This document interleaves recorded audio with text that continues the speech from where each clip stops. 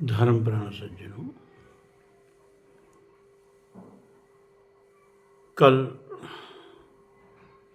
अस्वस्थ होने की वजह से आप लोगों को कोई आध्यात्मिक पाथे नहीं दे पाया, इसके लिए मुझे दुख है। लेकिन क्या करें, स्वास्थ्य एकदम साथ नहीं दिया। जब सुबह मिश्रा जी का फोन आया तो नींद टूटी, जाकर देख रहा हूँ 7-10 बज रहे हैं। चलिए, आज पूरा देश राममय हो गया।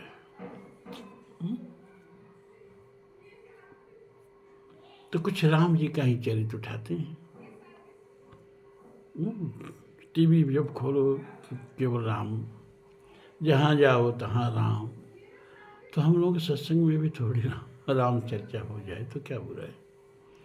और मुझे मानस में सबसे प्रगल्भ, सबसे अगाध और सबसे भावप्रवण जो है ना प्रकरण, वो केवट का लगता है, जहाँ प्रभु का चरित्र स्पष्ट रूप से उनके भक्त वत्सल रूप का वो सर्वोत्तम प्रकटीकरण है।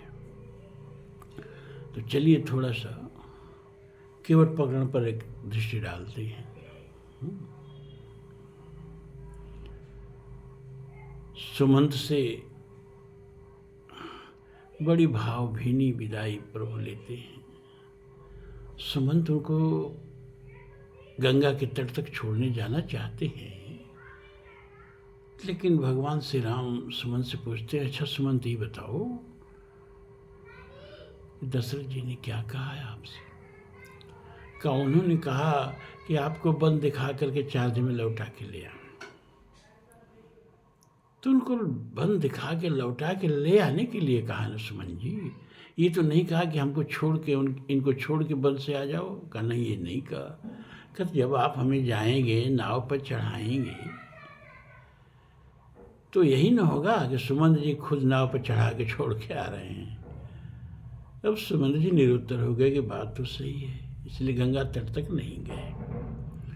और गंगा तट तक इसलिए भी भगवान ने उनको नहीं जाने दिया, ये तो तर्क से उनको रोक दिया, लेकिन दूसरा कारण ये था, वो जानते थे कि वहाँ मेरा भक्त जो है मेरी प्रतीक्षा कर रहा है। और जब सुमंत वहाँ जाएंगे, सम्राट दशरथ के महामंत्री, तो भक्त अपने भगवान के साथ जैसे चाहेगा वैसा व्यवहार, वैसे अटखेलियां नहीं कर पाएगा। तो भक्त और भगवान के मिलन में सुमंत जी बाधक न हों, इसलिए भी सुमंत जी को गंगा के तट तक जाने नहीं दिया भगवान ने। लेकिन बड़े भावभीनी विदाई सारे जो वहाँ के श्रृंगपुर वीर के वासी थे ना, निषाद, सब रोने लगे सुमंत का रोना देख करके। और विशेष करके घोड़ों की आकुलता व्याकुलता, सोच रहे हैं जास वियोग विकल पशु वैसे, प्रजा प्राण प्रिय जीव ही कैसे। तो आंखों में आंसू लेकर के भगवान राम, लक्ष्मण और भगवती सीता गंगा के तट पे आती हैं। यहाँ केवट पहले ही से बैठ के यात्रियों की प्रतीक्षा कर रहा है ना। देखा, ये 3 लोग आ रहे हैं, उधर पीठ करके बैठ गया। भगवान ने पुकारा, अरे भाई केवट, नाव ले आओ, देर हो रही है, हमको पार जाना है। केवट ने कहा ना, अभी हमको पार नहीं जाना है। नाव नहीं ले आया। मांगी नाव न केवट आना। अब सोचो, भगवान अपने पूरे वैभव के साथ गंगा तट पे खड़े हैं, पूरे वैभव के साथ।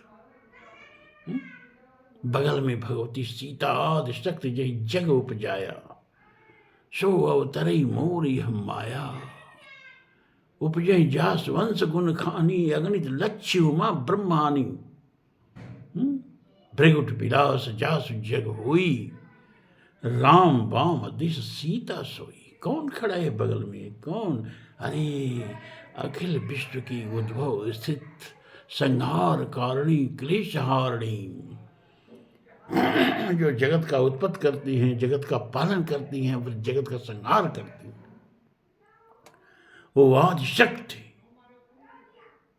जे जग उपजाया, वो भगवती सीता भगवान के वाम पार्श्व में खड़ी हैं, पूरे वैभव के साथ प्रभु है भैया।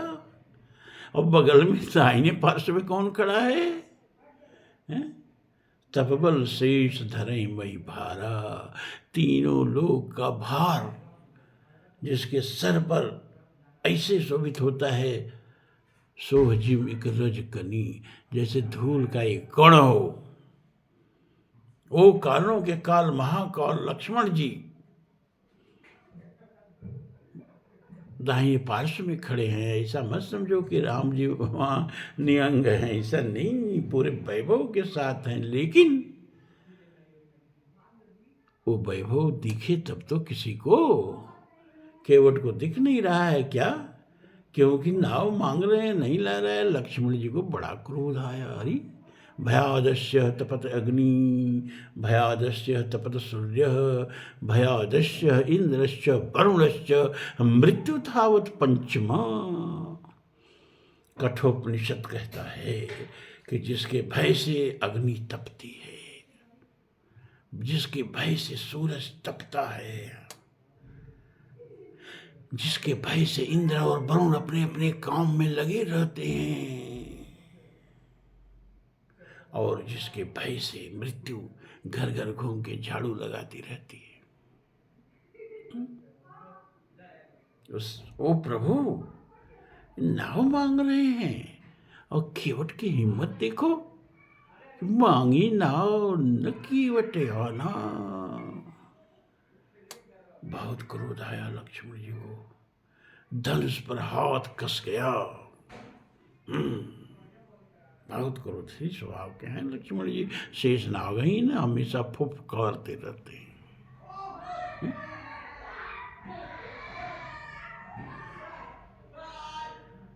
लेकिन सोचा लक्ष्मण जी ने कि हो सकता है नहीं जान रहा हो कि कौन नाव मांग रहा है।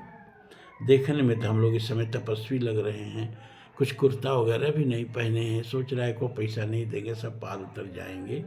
लक्ष्मण जी मन को समझा लिए, लेकिन आगे क्या बोलता है कि कही तुम्हार मर्म मैं जाना, खूब अच्छी तरह से हम पहचान रहे हैं आप कौन हो। अरे राम, अब तो लक्ष्मण जी के तन बदन में आग लग गई। ये पामर पहचान रहा है और इसके बाद नाव नहीं ला रहा, हम अभी मारते हैं इसको।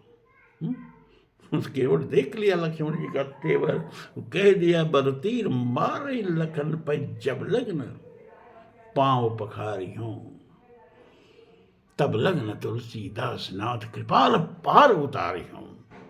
ऐ लक्ष्मण जी धनुष बाण चढ़ाते रहो, लेकिन जब तक इनका पैरवा नहीं पखार लेंगे इस पार नहीं उतारेंगे।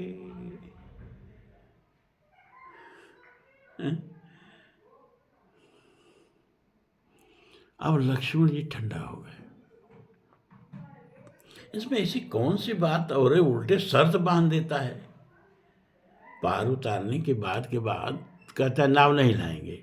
दूसरी बार कहता है हम इसलिए नहीं लाएंगे कि हमको खूब पहचानते हैं। और तीसरी बार कहा कि उतारेंगे तो अपनी शर्त पर उतारेंगे। लक्ष्मण जी फिर ठंडा क्यों हो गए भाई? लक्ष्मण जी का स्वभाव ठंडा होना नहीं है। वो दशरथ जी को भी बहुत कुछ कह दिए। भगवान राम को सुमन से कहना पड़ा कि पिताजी से लक्ष्मण जी की बातों को मत कहना। जनक जी का एक पद नहीं छोड़ा। तो जनक जी ने कहा जन माखो कोई भटमानी बेर भीन वही मैं जानी, जब जन माखे, अब कोई माखेगा नहीं, माखे लखन। कहें कोई माखे नहीं, अब धरती वीरों से रहित हो गई। लक्ष्मण जी माख गए। माखे लखन कुटिल वैभव में, रधपुट फरगत भौ हरिशौ में। जनक कही जस अनुचित बानी, विद्यमान रघुकुल मनि जानी।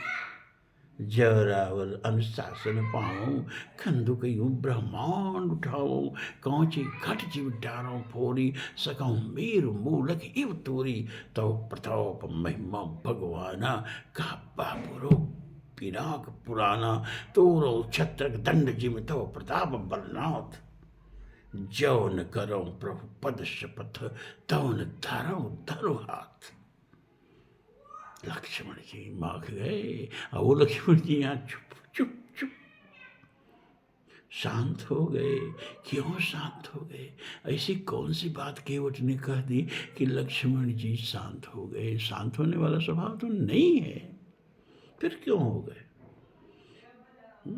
वो कहता क्या है कि रावर दोष न पायन को, पगधूरी को भूरी प्रभाव महाए। अरे आपके चरणों का कोई दोष नहीं है, वो बेचारा निर्दोष है, लेकिन उस चरणों में वो जो धूल लगी है ना, उसका प्रभाव बहुत है, बहुत प्रभाव है।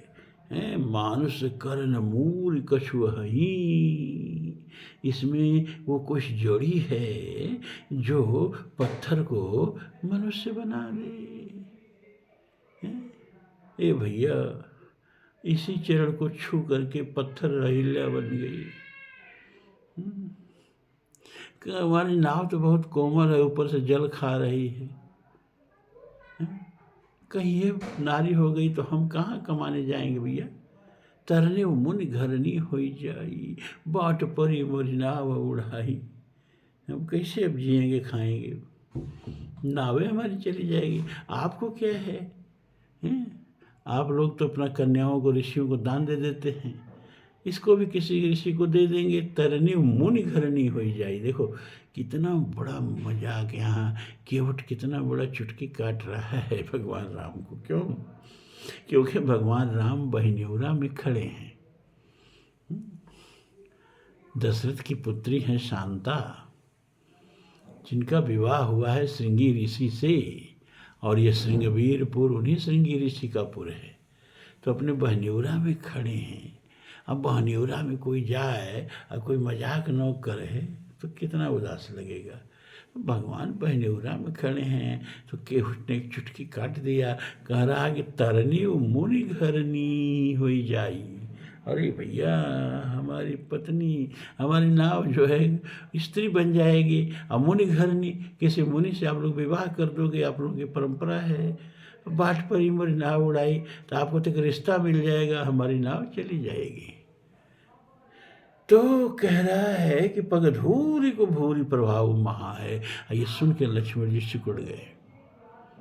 आखिर इसमें ऐसी कौन सा रहस्योद्घाटन है भैया कि लक्ष्मण जी सिकुड़ गए, शांत हो गए, धनुष पर हाथ ढीला हो गया? क्यों? तो इसके लिए आपको बालकांड चलना होगा। बालकांड में जब चारों भाइयों की, चारों जनक जी की पुत्रियों से विवाह हो गया, तो अब एक रस्म होती है कोहबर की, जिसमें पुरुष एक ही रहता है और सारी दुल्हन की सहेलियाँ रहती हैं। तो सबको अपने कोहबर में ले जाया गया। राम जी को उनके कोहबर में, भरत जी को उनके कोहबर में, और ये शत्रुघ्न जी को उनके कोहबर में। लक्ष्मण जी को जब ले जाने लगी उर्मिला की सहेलियाँ उनके कोहबर में, तो लक्ष्मण क्या, नहीं नहीं, हम भैया के साथ रहेंगे। आप लोग देखेंगे तो भैया को बहुत खींच रही हैं, भैया को बहुत परेशान करेंगी, हम भैया के अंगरक्षक हैं, हम भैया का साथ नहीं छोड़ेंगे। उर्मिला का कोहबर हुआ ही नहीं। लक्ष्मण जी पीछे पीछे पीछे पीछे अपने भैया के कोहबर में चले गए और पीछे अपना धनुष लेकर के वीरासन पर बैठ गए। कोई हमारे भैया को चिकोटी न काट दे। ये बड़ी शरारती लग रही है सब जना सीता माता की सहेलियाँ। तो वहाँ एक घटना ये घटती है कि प्रभु की मूर्ति को सीता जी हाथों में कंगन पहनी है और कंगन में मड़ियाँ लगी हैं। उन मड़ियों में प्रभु का रूप बन रहा है, बिंब बन रहा है, और उस बिंब को एकटक देख रही है। निज पान मन महु वो विलोकियत, मूरत स्वरूप निधान की, चालत न भुज बल्ली बिलोकने, बिरह भय बस जानकी।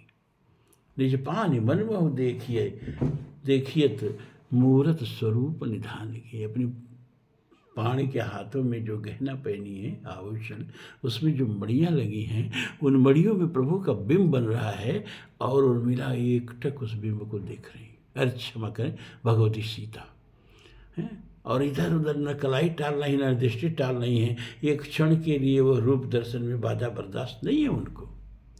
अब प्रभु क्या कर रहे हैं? प्रभु जी भगवती सीता का चित्र अपने चित्त वित्त में, हृदय में बिला करके एकटक अपने हृदय में देख रहे हैं।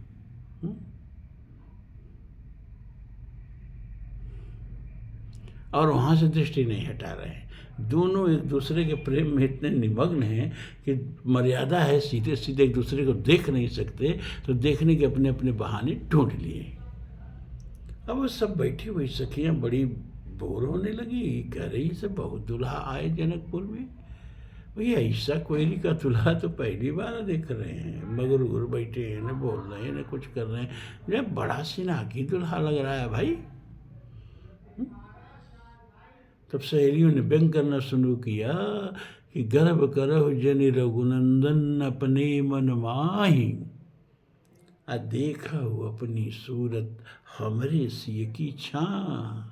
है दुल्हा, इतना घमंड काहे किए हो भैया? अरे करिया तो आप ऐसा ही हो जैसे हमारी सीता की छाया है। अपनी मूरत, अपनी सूरत हमारे सीता की छाया में देख लो। अब तो भैया भगवान तो कुछ नहीं बोले। लक्ष्मण जी कनमना गए, हमारे भैया पर आरोप, हमारे भैया के स्वरूप की निंदा है? राम काम सतकोटि सुभगतन, प्रभु की शोभा क्या है? करोड़ों करोड़ों कामदेव एक एक रोए पे न्यौछावर। लेकिन सखियों ने व्यंग किया बुलवाने के लिए प्रभु को। लक्ष्मण जी कर्मना आ गए। भगवती सीता की जहाँ तक बात है, मैं उनके स्वरूप का कोई बात उस पर नहीं कहूँगा, लेकिन हमारे भैया के स्वरूप से सुंदर सवन कौन हो सकता है? और कह रही हो कि इतना मगरूर दुल्हा, इतना गर्वीला दुल्हा, हमारे भैया कभी गर्व नहीं करते हैं। जब भी गर्व करने की बहुत सी बातें हैं, लेकिन नहीं करते हैं। सहेलियों ने पूछा कोई एक बात तो बता दो जो गर्व करने की है आपके भैया के पास। तो लक्ष्मण जी ने कहा अच्छा, अभी आप ही के नगर का एक पत्थर भैया का चरण स्पर्श करते हुए स्त्री बन गया, अहिल्या बन गया। तब सारी सहेलियां जो थी ना ताली पीट के हंसने लगी। लक्ष्मण जी के इसमें हंसने की क्या बात है? सही बात है। सहेली ने कहा तो ये बताओ साबल्ला जी, अब तो तुम हो दुल्हा अपने कोहबर में गए होते, यहाँ आके चिपके हो तो साबल्ला ही हो गए। अच्छा ये बताओ, तुम्हारी अयोध्या में पत्थर नहीं है क्या? बहुत पत्थर है। पत्थरों का क्या भाव है? क्या तो आपके भैया बाहर नहीं निकलते हैं क्या? तो बहुत निकलते हैं। तो आपके भैया के चरण से आज तक किसी पत्थर का स्पर्श नहीं हुआ क्या? का बहुत हुआ। तो उसमें से कितने पत्थर नारी बन गए जरा बताना तो। लक्ष्मण जी चुप। क्या बताएं? फिर सोच के अपना तर्क और ढूंढे और बोले तो ये बताओ आप कि पत्थर नारी कैसे बन गया? तो जनकपुर की सहेलियों ने कहा कि वो जनकपुर की धूल का प्रभाव है। वो जनकपुर की धूल जब पड़ी पत्थर पे तो पत्थर नारी बन गया। तब लक्ष्मण जी ताली बजा के खूब जोर जोर से हंसने लगे। सहेलियों ने पूछा इसमें हंसने की क्या बात है? क्या बात ये है कि हमारे भैया के आने से पहले जनकपुर में धूल नहीं थी क्या? कहीं नहीं थी। क्या हवा से धूल उड़ती नहीं थी क्या? क्या बिल्कुल उड़ती थी। तो क्या उड़ के पत्थरों पर नहीं पड़ती थी? पड़ती तो थी। तो कितने पत्थर नारी बन गए। तब सहेलियों की चुप, रहने की बारी आ गई, क्या जवाब दें? बात तो सही है। तो न चरण में प्रभाव दिख रहा है, क्योंकि भगवान के चरण से बहुत पत्थर स्पर्श हुए, कोई नारी नहीं बना। धूल में भी प्रभाव नहीं दिख रहा है, बहुत धूल पत्थरों पर पड़ी, कोई नारी नहीं बन रहा है। तो चमत्कार हुआ कैसे? कहाँ से चमत्कार हुआ? तो सहेलियों ने कहा, अब तो दुल्हा कुछ बोल दो भैया, तुम ही बता दो ये जादू कहाँ से हुआ, कैसे हुआ। अब तो बात फंस गई, अब तो बोलना ही पड़ेगा। तो प्रभु ने मुस्कुरा के कहा, और मर्यादा पुरुषोत्तम ने बोलने की भी अपनी एक मर्यादा है, बोलने की भी अपनी एक मर्यादा होती है। बोलने की में एक गंभीरता होनी चाहिए, वाणी में एक प्रभाव होना चाहिए, है?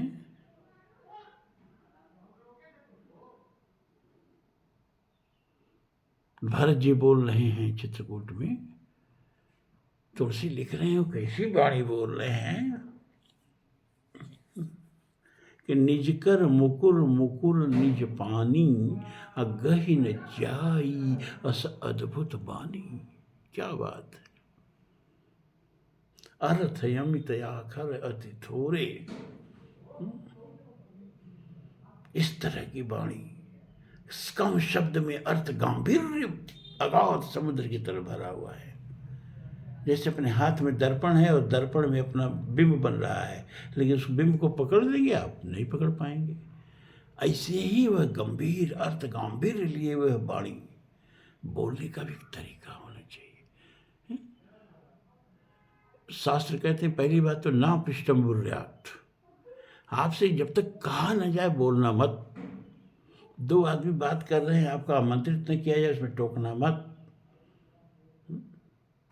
वाणी ही आपकी प्रतिष्ठा है। आप बोल रहे हो, कोई कहे चुप रहो, तो समझो अब इससे बढ़ के आपकी बेइज्जती हो नहीं सकती। ये नाक रगड़ के मर जाने वाली बेइज्जती है। तो बोलो वही जब बोलने की आवश्यकता हो, और ये न कोई कहे कि चुप रहो। वहाँ बैठो जहाँ कोई न कहे अब उठ जाओ। बोलो ऐसा कि कोई न कहे चुप, और बैठो वहाँ जहाँ कोई न कहे उठ। अपनी इज्जत अपनी संभालो भैया। आप अपना इज्जत अपने नहीं करोगे तो दूसरा कोई करेगा क्या? दूसरा नहीं करेगा ना। बहुत बड़ी दुनिया है, जहाँ इज्जत आपके मिले वहाँ जाओ, जहाँ प्रेम मिले वहाँ जाओ, जहाँ प्रेम न मिले मत जाओ। आवत ही हर से नहीं, नहीं न नहीं स्नेह, तुलसी वहाँ न जाइए कंचन बरसे में। अपनी प्रतिष्ठा अपनी करो।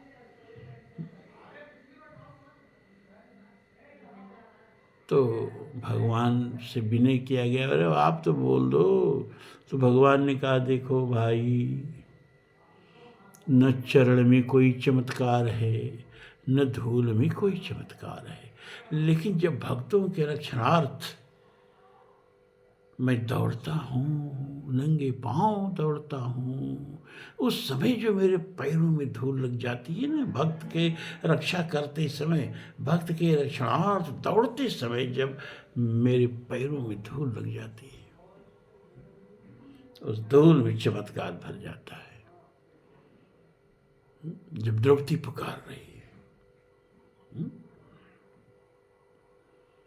पहले उसको बड़ा गुरूर था।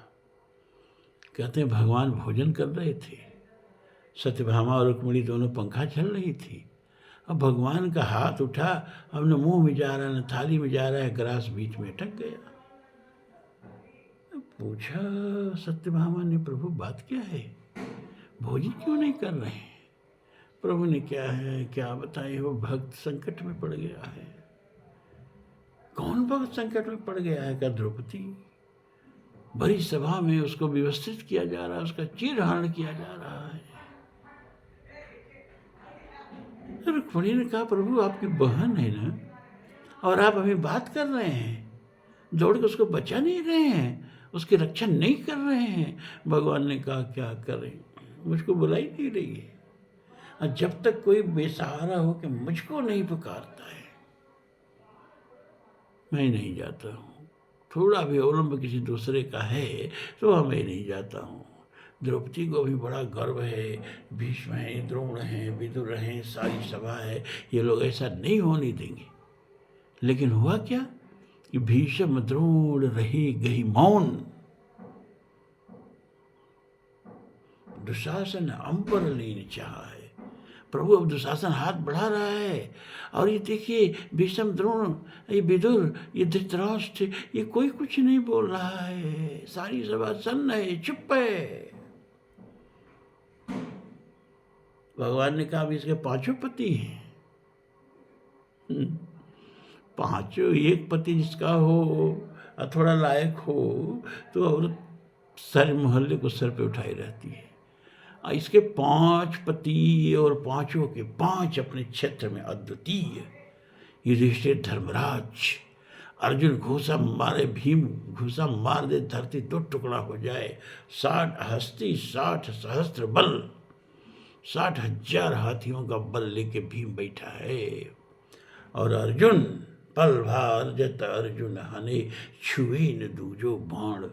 पूरी 18 छोड़ी सेना को एक बाण से मार सकता है। वो अर्जुन बैठा है, नकुल बैठा है, शायद ये 5 पति बैठे हैं। उसको मेरी कहाँ याद आ रही है।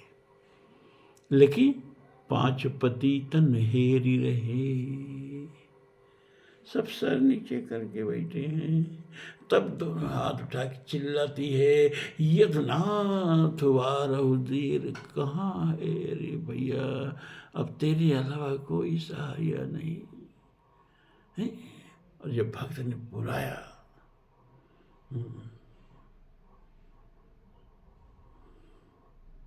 दौड़े भगवान नंगे पांव, गर्व पीछे पीछे। अरे प्रभु, हमारी छुट्टी हो गई का, हमारी नौकरी बर्खास्त हो गई का, अरे बैठिए पल में हम जहाँ कहिए पहुँचा दें। भगवान ने कहा, गरुड़ तो बहुत मोटा हो गया, तेरे मंद बहुत गति मंद हो गई है। मेरा भक्त संकट में है, मुझको किसी सवारी पर भरोसा नहीं है, अपने पाँव पर भरोसा है। भगवान दौड़ते हैं। पीताम्बर ने कहा, प्रभु अब जाएगी क्या करोगे, जरूरत तो हम मेरी है ना, आप आते रहो, हम चल रहे हैं। पीताम्बर उनसे भी आगे आगे चलने लगा। आगे पीताम्बर, बीच में कौन, बिचारी पिछाड़ी बेचारू खगीस उड़ई रही। लोग निहार रही आसमान में, 3 विमान समान उड़े रहे। लोग देख रहे हैं 3 विमान, आगे आगे पीताम्बर, बीच में भगवान और उसके पीछे कर्म। तो भक्तों को जब उन पर विपत्ति पड़ती है, भक्त जब पुकारते हैं, उनकी रक्षा के लिए जब हम दौड़ते हैं,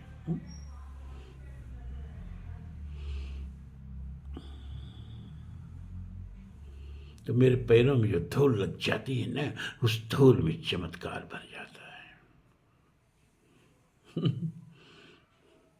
यही तो कहा केवट ने कि रावर दोष न पायन को, पगधूरी को भूरी प्रभाव महा है।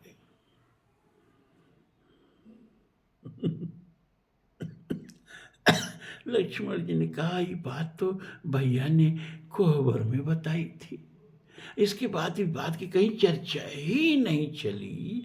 ये केवट कैसे इस बात को जानता है?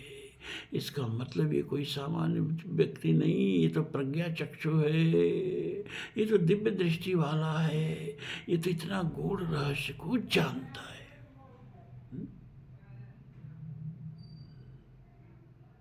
तो लक्ष्मण जी समझ गए, ये सामने जो बैठा है ये सामान्य केवट नहीं है। और बड़े बड़े इसमें गंभीर अर्थ हैं। केवट ने क्यों इतना तमाशा किया? क्योंकि भगवान राम जब भगवती सीता और लक्ष्मण के साथ जाते हैं ना, तो उसने देख लिया कि आंखों में आंसू है, क्योंकि अभी अभी घोड़ों से बिछड़ के, सुमन से बिछड़ के लौटे हैं, जैसे पूरी अयोध्या से अब बिछड़ी हो जाके। मन बहुत दुखित है। केवट ने कहा कि प्रभु अपने राज्य में प्रवेश कर रहे हैं। जरा देखिए प्रभु का राज्य का क्या मतलब हुआ। माता से प्रभु ने क्या कहा, पिता दीन मोहि कानन राजू, अज्जा सब भांत मोर बड़ काजू। पिताजी ने मुझे माँ युवराज ने राजा बना दिया। कौशल्या ने कहा, अरे बेटा जब तक तुम्हारे पिताजी जिंदे हैं राज सिंहासन उन्हीं को शोभा देगा ना, तुमको तो युवराज बनाना था। कहा युवराज ही बनाना था माँ, लेकिन उन्होंने कहा नहीं तुमको मैं राजा बना रहा हूँ। और राज को अपने 2 भागों में बांट दिया, और नगर का राज उनका और जंगल का राज मुझको दे दिया। माँ मेरा राज्याभिषेक हो गया, अब जंगल में मेरे लिए बहुत बड़ा बड़ा काम करना है। पिताजी जानते हैं ये काम मैं ही कर सकता हूँ, इसलिए मुझे जंगल का राजा बना दिया। तो दशरथ जी का राज्य कहाँ खत्म होता है और जहाँ से भगवान राम का कानन राज जंगल का राज कहाँ शुरू होता है।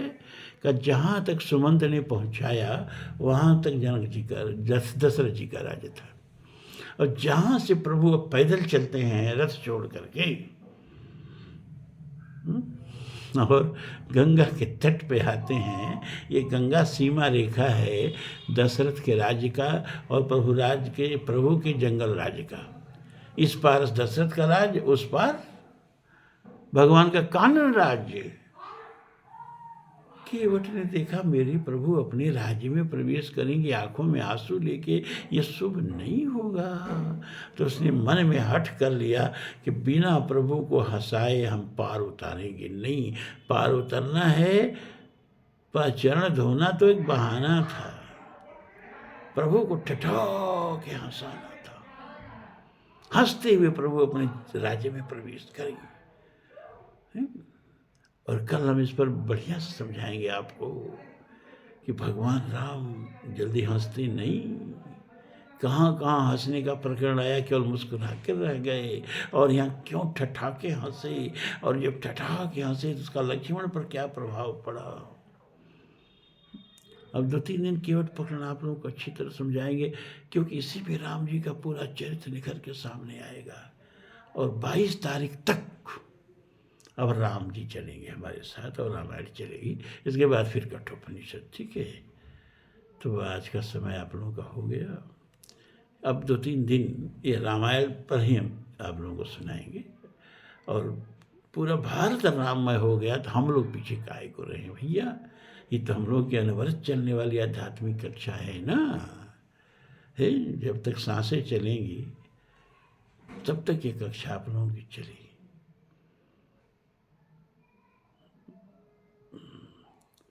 हमारी सांस से क्या लेना देना। अरे प्रवचन करने वालों को कमी नहीं होगी। आप जिन ढूंढा 3 पाइयाँ गहरे पानी बैठ, तो आप खोजोगे तो बहुत लोग आध्यात्मिक प्रवचन सुनाने वाले मिल जाएंगे जो रोज़ सुनाएंगे, उसकी चिंता मत करना। और जब तक मेरी सांस चल रही है तब तक तो मैं अपनी तरफ से रोकूंगा ही नहीं इसको। और मुझे विश्वास है कि आप लोग भी ये जो मोती का माला बन गया ना, भक्ति की मोती का माला, इसके धागा कौन है?